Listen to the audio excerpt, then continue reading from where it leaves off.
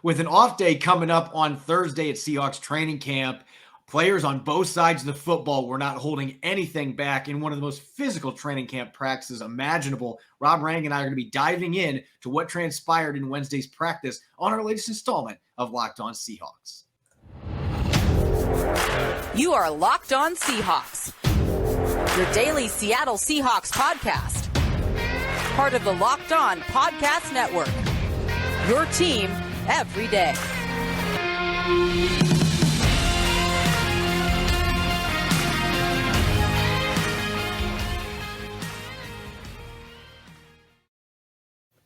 Greetings, 12. This is Corbin Smith, your host for Locked On Seahawks. Joining me as always for our Wednesday episode, my co-host in crime, Rob Rang. Thanks as always for making Locked On Seahawks your first listen 5 days a week. We greatly appreciate it. We got a loaded episode coming your way. A former member of the Seahawks' 2 Super Bowl teams will be joining us for an exclusive interview. Going to be breaking down his new book, his experiences with Pete Carroll, and much more. But first, we're going to be diving into what transpired on the field today at Seahawks training camp, their 6th practice. It was an eventful one at the VMAC. So let's get to it. Now for our lead story here on Locked On Seahawks. The Seahawks were back in pads for a second straight practice, and even though they're not full pads, they might as well have been in Wednesday's practice. With an off day coming up, offensive and defensive players were just smashing each other. It looked like a Sunday out there on the practice field with the way that everybody was smacking each other, and a lot of short yardage situations, a lot of running game emphasis in today's practice. A far cry from yesterday's first padded practice. That was the warm-up. Today, everybody was pushing that line in terms of physicality and intensity. And Rob, this would have been the kind of practice that Pete Carroll, unfortunately, still out with COVID. This would have been a practice that he would have been extremely proud of and would have got a kick out of watching. Oh, I'm sure Seahawks fans, would have been as well. I mean, just because it's the physicality that we love about football, of course, and with the quarterback battle still kind of stealing the spotlight, everybody wants to talk about that. With Carroll not there, as you mentioned, I think that it made a lot of sense for Seattle to kind of shift their focus. This is going to be a run-heavy team. Obviously, you invested the early draft pick in Ken Walker, so let's see what you got. You have all kinds of questions at positions other than quarterback, so focus there and see what's the song, let the bodies hit the floor. Let's see it. I mean, let's see that physicality and kind of see who are the tough guys that are going to wind up making this roster. And right now I have Drowning Pool playing in my head after you mentioned that. But anyway, the metalhead in me is never going to be gone. But looking at what happened specifically at practice, Rashad Penny was out veteran rest day today. Both starting guards, Gabe Jackson and Damian Lewis, did not practice. They were out with veteran rest days.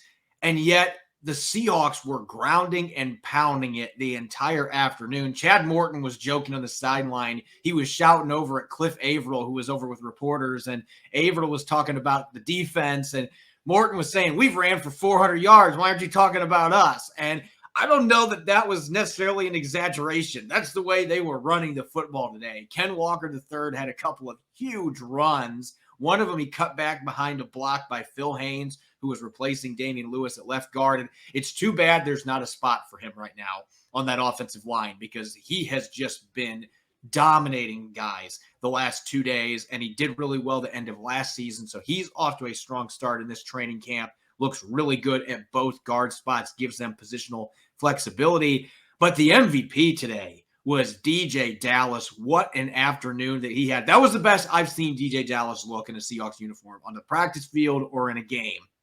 Ripped off a couple of really nice runs. Had one between the tackles that he juked the linebacker out of his cleats. Had another one where he rocketed around the outside off tackle and outran the safety to the sideline and picked up big yardage bursts that we haven't necessarily seen from him. But the play of the day from him, catching a touchdown down the seam from Drew Lock during their no-huddle team session towards the end of practice. It was a perfectly thrown football. Drew Lock pump faked, got the defense on their heels, and then lofted a perfect strike. Dallas, looking like the former receiver that he once was, brings in the catch for a touchdown. One of the best plays, if not the best play from the entire afternoon. So he looked fantastic. Travis Homer had some nice runs. They got some good plays. as well from their other two running backs. Josh Johnson got a little bit of action. And this will excite you, Rob, because I know that you were a big fan of Darwin Thompson coming out of Utah State, and he had a couple really nice runs and scored a touchdown today in the short yardage situation. So all the running backs that were active were getting involved, dishing the punishment. DJ Dallas almost decapitated a defender with a stiff arm as well. So you saw the physicality from the running backs. You saw the physicality from the offensive line. Tariq Young was blowing up a guy, and coaches were raving about that after practice, a block that helped spring Walker. Just everybody on offense was playing a physical brand of football. Well, that's exciting to hear. That's what you're looking for. As you mentioned, you had all of these different players that Seattle Camp gave those veteran days off. So you want to see the young players kind of step into that void and really be able to kind of flex their own muscles and show what they can do. So you just routed off a whole bunch of offensive linemen, running backs. Tariq Young, the rookie wide receiver. And that was one of the things that we wondered about him is, while he's physically imposing guy at 6'3", 225 pounds, how is he going to be able to handle the adjustment to the level of competition? It sounds like he's doing pretty darn well, thank you, in that regard. I know that he's been creating some buzz with his speed and catching ability, and so it's good to hear him continue that physicality. We, of course, have his former positional coach on, and he kind of told us that was something to expect, Corbin. So excited about that. And then, I just, like you, I love running the football. And so the running back talent that Seattle has, it's exciting to hear about that from DJ Dallas, the physicality, the speed, the aggression, and then, just everybody getting a little bit of taste of some success here. So that would have been an exciting practice to evaluate. And I'm kind of curious to see if Seattle is going to be able to maintain that physicality. As you mentioned, they have the day off tomorrow. Obviously, the preseason game against the Pittsburgh Steelers coming up here in just a week and a half. And so eager to see if Seattle is able to, again, to keep that physicality, because Pittsburgh's going to be physical. That's one of the things that's just in that Pittsburgh DNA, it seems. Yeah, the happiest man in the entire field was offensive line coach Andy Dickerson. We got to talk to him after practice, and it's easy to see why, with the way that his line was driving defenders off the ball, how his running backs were running with physicality. There was a run that Travis Homer bowled over a guy. They were catching passes out of the backfield. The receivers were blocking, but the defense had their hits too. Josh Jones, we talked about him a lot on yesterday's show, intercepted Geno Smith for a second time. Didn't have any picks today, but had a couple of big hits. Had one where he knocked Tyler Mabry on his fanny towards the sideline. Had another play that he blew up Travis Homer in the backfield for a 2-yard loss. So you saw his strong safety versatility there. And then for his free safety position, Noah Fant caught the ball, but in a regular game situation, he might not have, because he got absolutely rocked by Jones as much as you can in these semi-padded practices. And so Jones, taking advantage of Ryan Neal being out again today, flying all over the place, making a bunch of plays. So you saw the defensive guys as well coming after ball carriers and playing with physicality. Again, when you have a day off coming up the next day, you're more willing to put everything on the line in a training camp practice. And you saw that on the field, both sides of the ball. That's the kind of football that Pete Carroll is certainly looking for from this football team. And he'll be excited if he comes back and they're going to be hitting each other like this, because this is what you expect from an NFL training camp, padded practice, even in today's era where they're not full pads and there's some limitations. It certainly didn't look like it on the practice field today.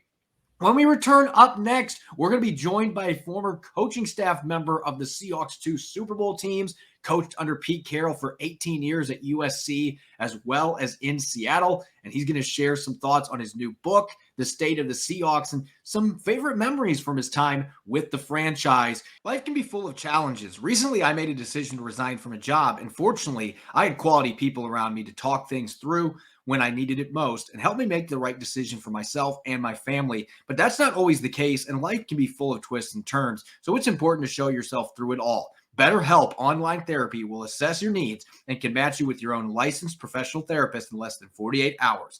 Therapy worked wonders for me, but don't just take my word for it. Having someone in your corner to guide you when you're struggling to navigate obstacles can be invaluable. It's not a crisis line. It's not self-help. It's professional therapy done securely online, available to people worldwide. With therapy, it can take a few tries to find the right fit for you. BetterHelp makes it easy and free to change therapists if needed. BetterHelp has a special offer for our listeners. Get 10% off your first month at betterhelp.com/lockedon. That's 10% off your first month of online therapy at BetterHelp, HELP.com/lockedon.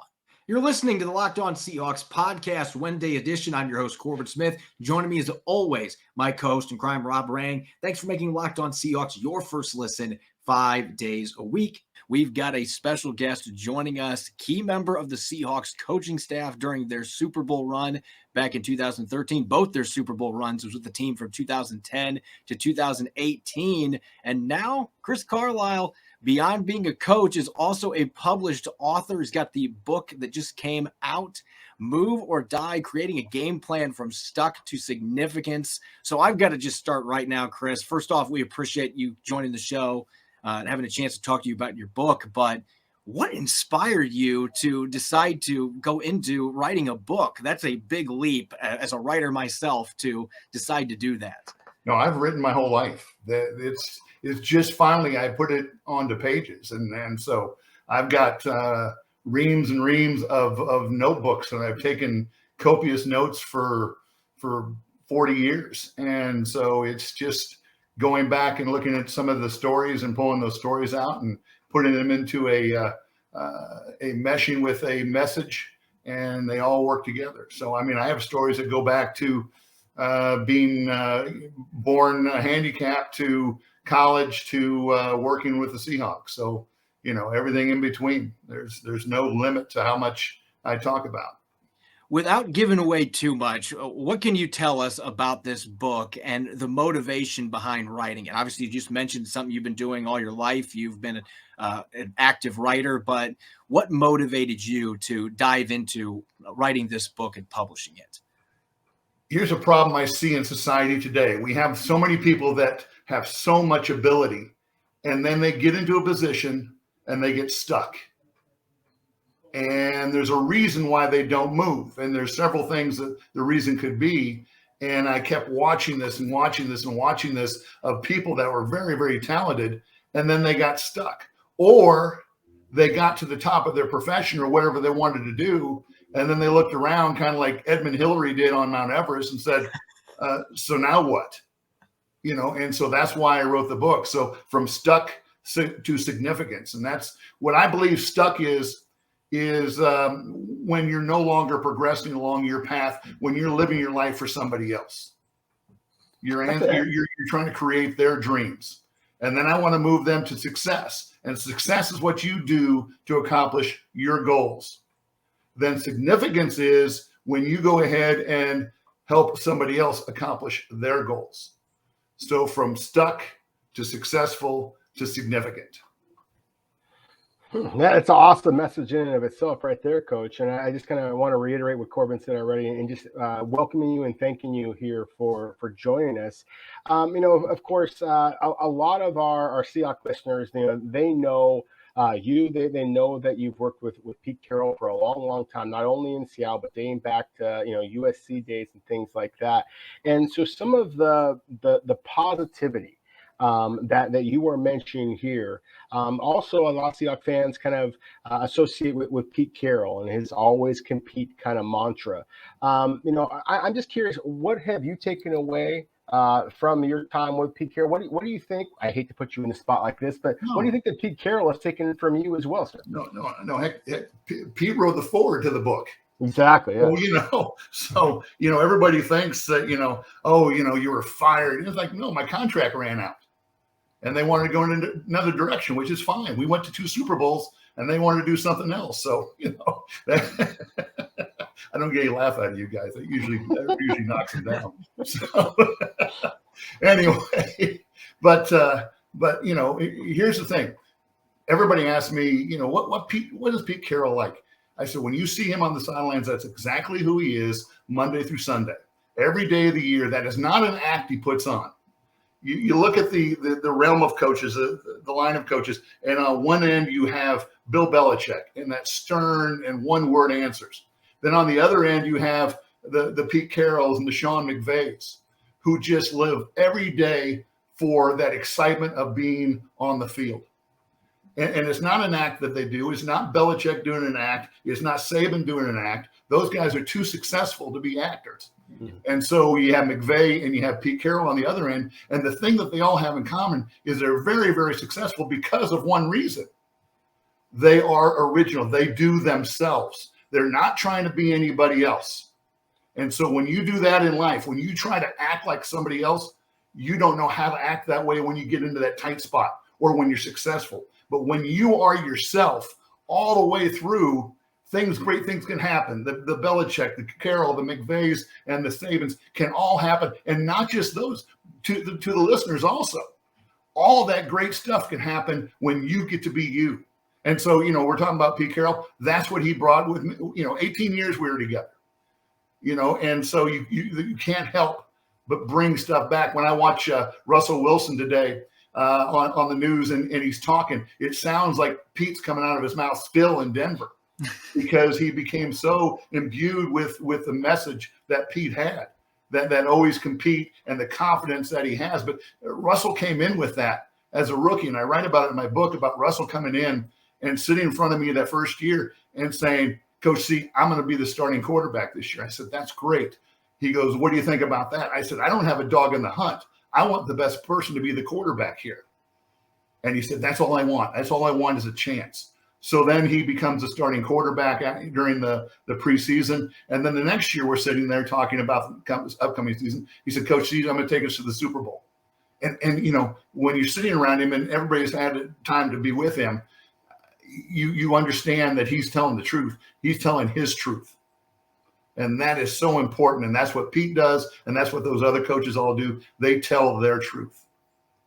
Yeah. And I can tell you as a reporter, obviously there's always the coach speak, but yeah, Pete Carroll every single day is the same guy. You can see it from that perspective as Amen. Well. And Rob was just mentioning this. Seahawks fans, they know your name. Obviously one of the coaches that was on that Super Bowl staff, and you were with the Seahawks for quite some time. You're with Pete Carroll for 18 years. So familiar name, but many fans may not know the adversity, and you kind of already touched a little bit on some of the things that you've had to battle in your life. But when you look back at your personal journey, how do you think that what you've overcome from an adversity standpoint can help create a blueprint for others to follow? And how much does that have to do with the message, the main message you're trying to send behind this book as well?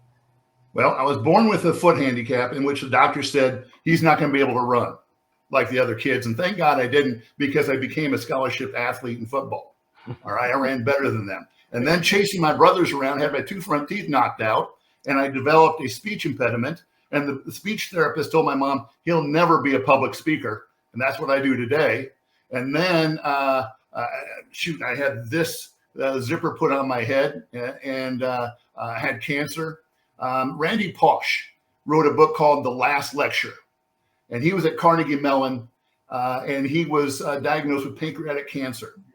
And so this really was his last lecture. And he says that the walls that are in front of us aren't there to stop us. They're to see how really badly we want to get around them. And so everybody has those walls that are in front of them.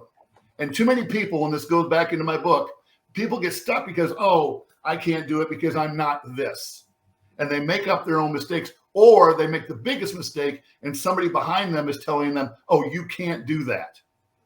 You can't be this person. And we can talk about Doug Baldwin. Doug Baldwin never listened when anybody said, you can't do this. All right. That's the whole thing that happens when you believe in yourself so much. You don't let those walls stop you. You find a way around them, over them, under them. You find the key to open the door to go through them. But that's all part of life. We all have our struggles. Don't let them stop you. And with me, they didn't stop me. I started as a high school football coach, ended up winning the Super Bowl. How many people told me I couldn't do that? Well, I did it because I wanted to, and I worked hard enough to do it. I didn't look for excuses. I didn't look for reasons why I couldn't. I found reasons why I could. Yeah, Coach, just the conversation we're having so far, this is one that I would love to have for hours. Because it's just like, it's blood through my veins kind of stuff. And so thank you for that. You mentioned one of the players that I've always thought of as being one of the toughest guys, pound for pound, that I've ever seen, Doug Baldwin. And that's one of the things I'm kind of fascinated by. I mean, of course, over your entire career, as you talked about, high school, college, and obviously the NFL as well, I'm sure you have seen some incredible athletic feats. You've seen some really, truly tough guys, not just the ones that people talk about, but, behind the scenes, maybe some of the guys who aren't necessarily superstars, weren't very productive, but at the same time just were, again, either an unbelievable athletes from your own training that you had seen, or were just so incredibly tough. They were able to overcome just all kinds of different physical, mental, emotional challenges, whatever the case might be. When I say the words tough to you, who are some of the players that immediately jump out to you? Well, J.R. Sweezy. All right. I mean, there's an Iron Man right there. I don't know if he played a game where he was ever healthy. He always had something that was wrong, but it didn't matter. He just shook it off and went to work. All right. I had a great opportunity to work with Troy Polamalu at USC.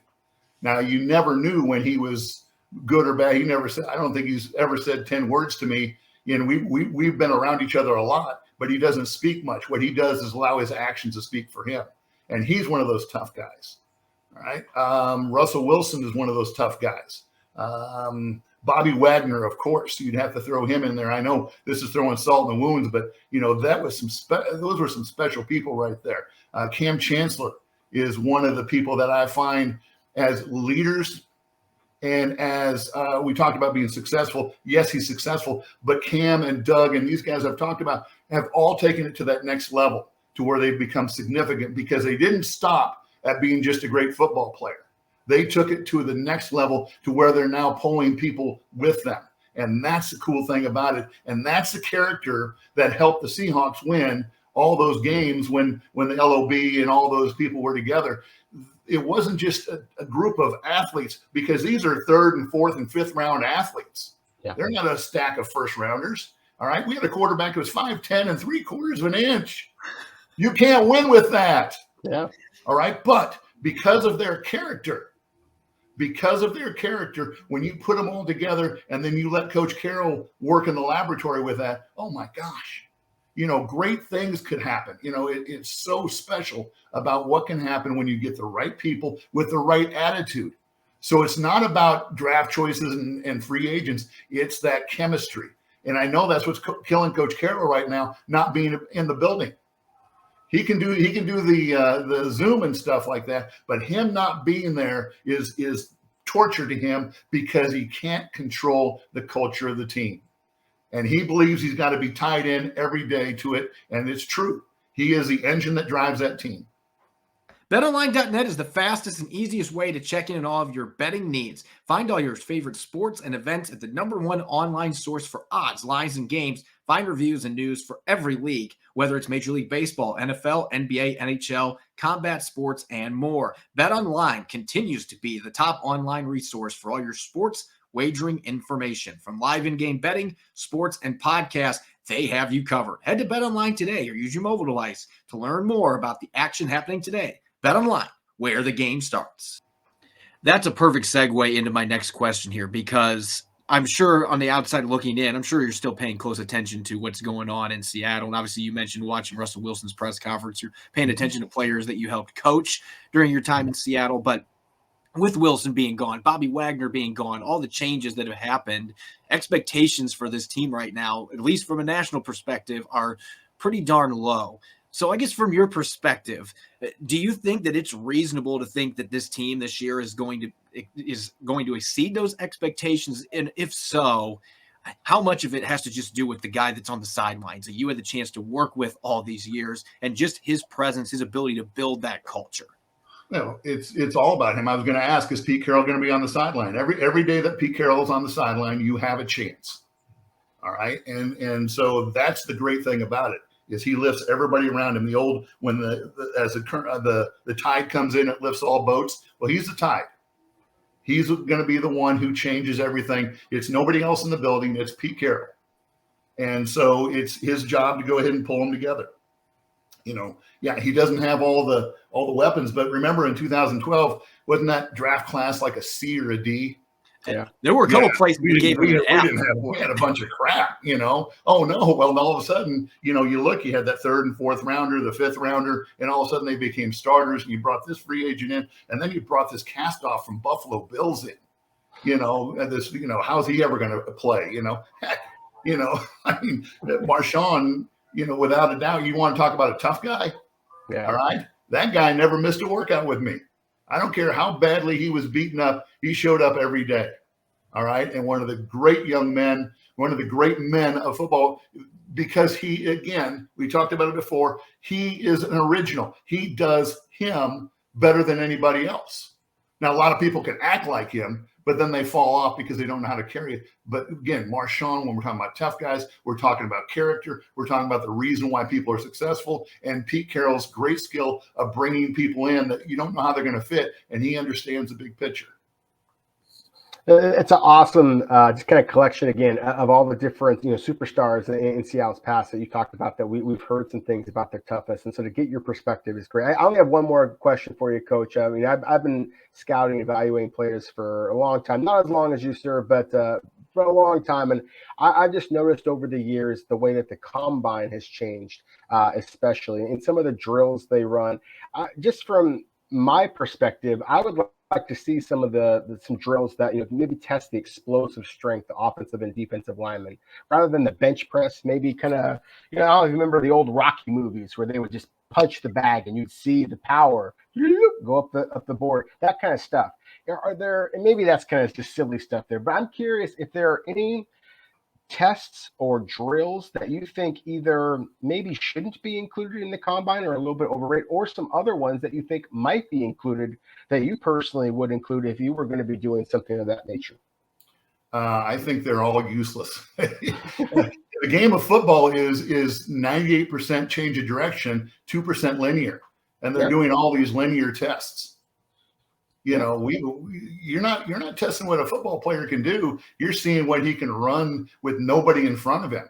That never happens. Yeah. When does anybody run 40 yards down the field without changing direction or changing speed?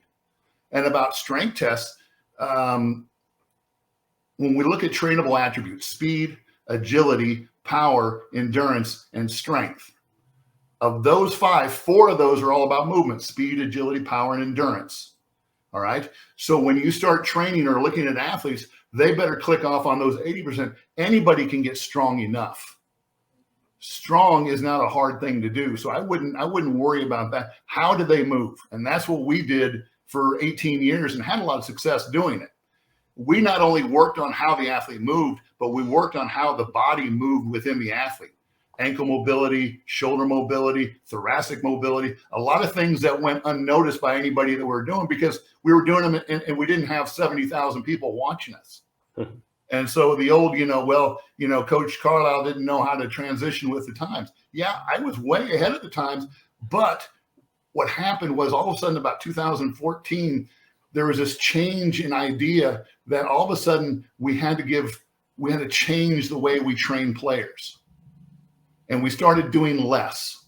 And when we started doing less, especially in preparation, John Harbaugh called it callousing the player, in which the player has to go through enough work that they're tough enough, strong enough, their joints have been through enough that they can handle the rigors of the game of football. But now it's like, we can't run fast. You got to walk through here. You got to barely go through here. We can't wear cleats on this day. We can't have contact on this day. And so what's happened? Instead of making the players safer, we've got more players injured. All right. And so how is sports science helping the player? We can measure everything, but what are we doing with those numbers? You're making some very good numbers, but it's not making a difference to how we're preparing the athlete other than, we got to be softer. And so now athletes come in and they're not prepared because I can get prepared in camp. Because it's just not the same. Well, I got a personal trainer. Who pays the personal trainer? Well, the athlete. You make me work too hard and I throw up, I'll find another one. All right. The old Ironhead coach who used to train and we go in, not to throw up, but we push that envelope on you getting in shape. And all of a sudden, hey, people are going to get hurt. That happens. It's a game of football. there's a 100% likely chance of being hurt. All right, some way or another. But once the athlete is resilient enough, you're going to have strains and pains, but they're going to heal faster because the body is able to handle it. And so that's the longevity of these injuries that happens. And that's I got off on the combine. I think it's a waste of time. Okay, you pretty much going in who you're going to draft because of how they played football. Very few teams anymore look at, he's the fastest guy in camp. We're going to go ahead and draft him because he's fast. Well, he can't catch football, but he's fast.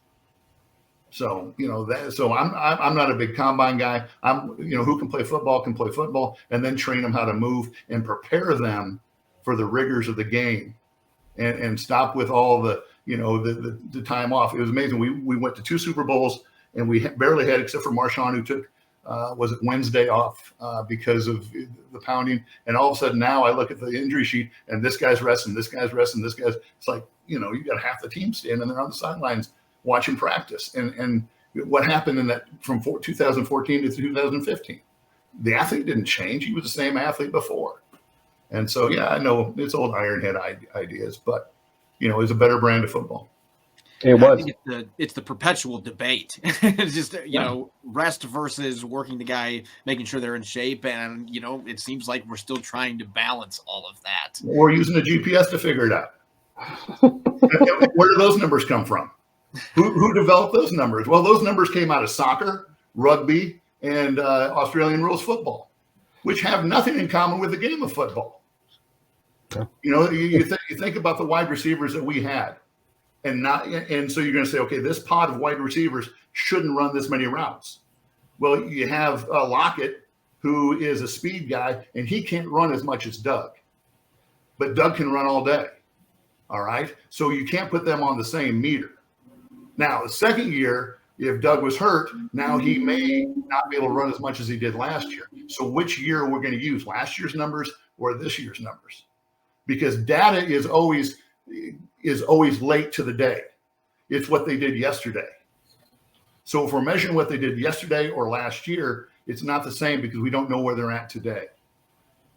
So I think that's why we have coaches on the sideline to say, hey, he's tired today or he's feeling good, because we communicate. And that was my 2 rules. Be early. That's about respect, and communicate. And so I touched every athlete as they came in, and I asked them, we looked eye to eye, and how are you doing today? And because of trust, it came to a point that the athletes would say, hey, Coach C, I'm, my shoulder, my hip, my I'm sore from the game. And we'd go ahead and make adjustments within the workout. And that's the way you go ahead and keep your athletes healthy. And then if they're having problems, they get to practice. They go to their position coach or in meetings and say, I'm still haven't recovered from the game.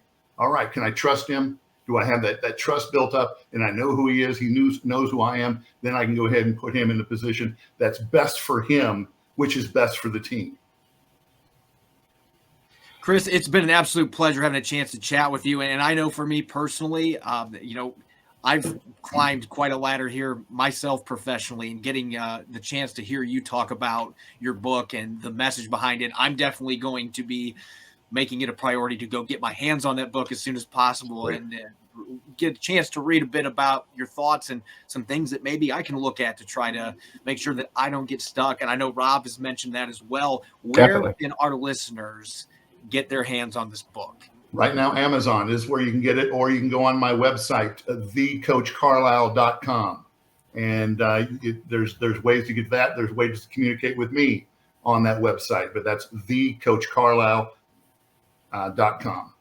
And that's all my sites. Has all my it goes to my Instagram. I got all this stuff because my publisher said I needed to get on Instagram, Facebook, and all the other stuff. So we know how that goes. I know for my profession, it's like, I'd like to just, write and then just move on. But that is the way to go. Market it. You got to have the 18 different social media apps. But Amen. There you have it, 12s. Again, the book is Move or Die, Creating a Game Plan from Stuck to Significance, from Chris Carlisle, former Seahawks strength conditioning coach, Super Bowl champion. Chris, it's been a pleasure, and best of luck to you. Looking forward to having a chance to read the book. All right, guys. Thanks for having me. I really appreciate it. It's good to talk to you. Best to everybody up there. Say hello to Coach Carroll and Mac McNabb and Stu up in the cafeteria, please. All right? Will do. We'll do it. Thanks so much, Coach. Take care. Guys, it's a great one. Coming up on our Thursday episode, I'll be joined by my co-host Nick Lee. The two of us are going to take a look at some other observations from Seattle's 6th training camp practice. Plus, we're going to check out the cornerback competition, who's standing out and who's going to start in week 1. We're going to be diving into everything at that position group, maybe the most competitive position group on Seattle's roster more than a week into training camp. You won't want to miss it. Thanks for listening in. Go Hawks.